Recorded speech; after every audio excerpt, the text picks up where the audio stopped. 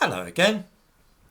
I know that I have covered before the silly stories about black Africans living in Britain during the time of the Roman occupation, but there is a twist to one of these stories which has only recently come to light, and so I must ask viewers to bear with me. The thumbnail to this video shows a fanciful reconstruction of the so-called Beachy head lady, whose skeleton was found near that Sussex beauty spot. Following a study by a phrenologist, this was pronounced to be an African from Roman times. The blacked up image was released in 2014 and, of course, reported enthusiastically by the BBC. Who else? I give a link to the BBC report on this exciting discovery of a black person living in Britain nearly 2,000 years ago. It begins, an exhibition exploring the origins of ancient skeletons in Sussex, including a woman from sub-Saharan Africa buried in Roman times, has opened. As far as I'm able to discover, this is when the myth of black people in Roman Britain began in earnest. The BBC then commissioned black historian David Olusoga to present a series called Black and British, A Forgotten History. This aired in 2016. It cemented the story of the Beachy head lady in public consciousness, because after the BBC had visited the locations about which Olusoga talked, they set up plaques there, commemorating what had been said about this forgotten history. The one in Beachy Head, which is screwed to the side of a cricket pavilion, declares that the remains of Beachy Head woman were found near this site.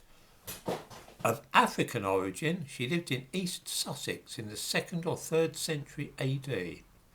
Underneath this we read that this is a BBC history project. Yeah, fake history. I was in Eastbourne at the weekend and visited the museum at Beachy Head. It's called the Beachy Head story. The remains of Beachy Head woman were there, but not the blacked up picture making her look like an African.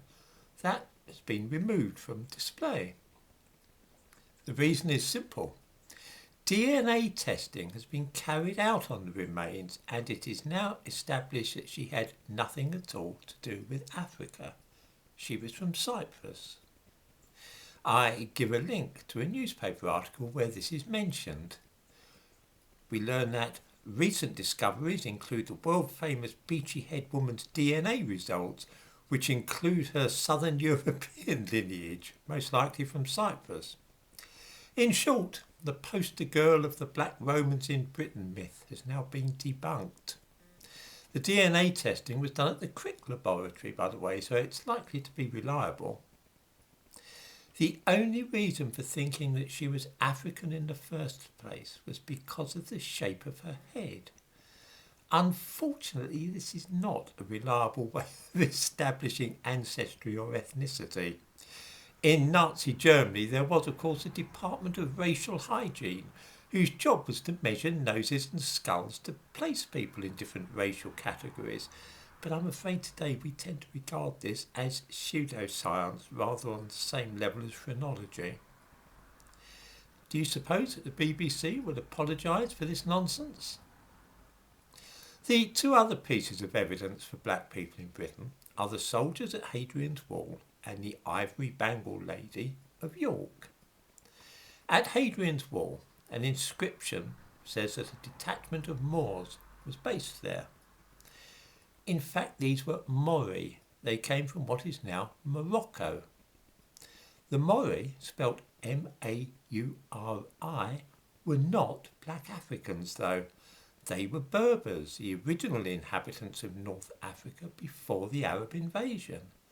The idea that they were from sub-Saharan Africa is a confusion between the name of the Roman province and the present-day country of the same name, which is indeed a black nation.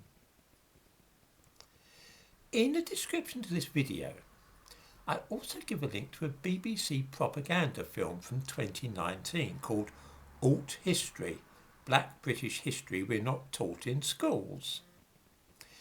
In it, David Olusoga trots out some terrible half-truths and, I'm afraid, outright falsehoods.